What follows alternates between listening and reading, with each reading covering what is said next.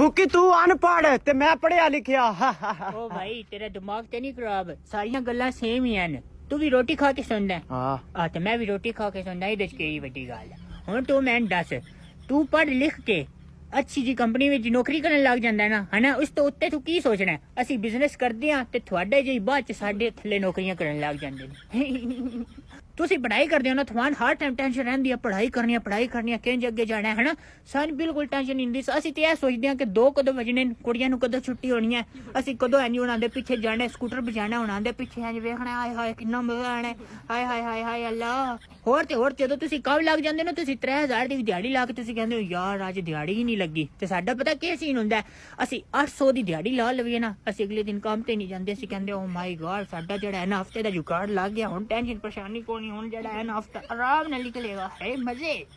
ਤੇ ਤੈਨੂੰ ਪਤਾ ਹੈ ਸਾਡੇ ਵਿੱਚ ਇੱਕ ਐਡੀਸ਼ਨਲ ਫੀਚਰ ਹੈ ਜਿਹੜਾ ਤੁਹਾਡੇ ਵਿੱਚ ਨਹੀਂ ਹੈ। ओ केड़ा?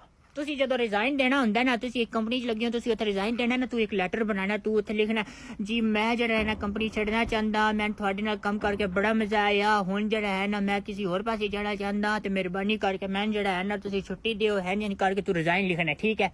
ਸਾਡਾ ਪਤਾ ਕੀ ਹੁੰਦਾ, ਅਸੀਂ ਜਿੱਥੇ ਕੰਮ ਲੱਗਿਆ ਨਾ, ਜੇ ਛੁੱਟੀ ਕਰਨੇ ਤੇ ਦੇ ਲੈਣਾ, ਹੁਣ ਇੱਥੇ ਕੰਮ ਨਹੀਂ ਕਰਨਾ।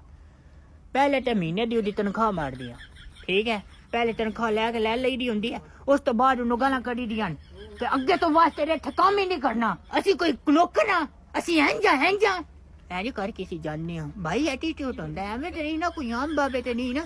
ਤੂੰ ਕੇ ਸਾਡ ਆਮ ਬਾਬਾ ਸਮਝੀ ਹੋਇਆ, ਪਤਾ ਨਹੀਂ ਮੈਂ ਕਿਉਂ ਚੀਜ਼ਾਂ ਉਹ ਤੁਹਾਡਾ ਕਮੀ ਕਿੱਥੇ ਹੈ।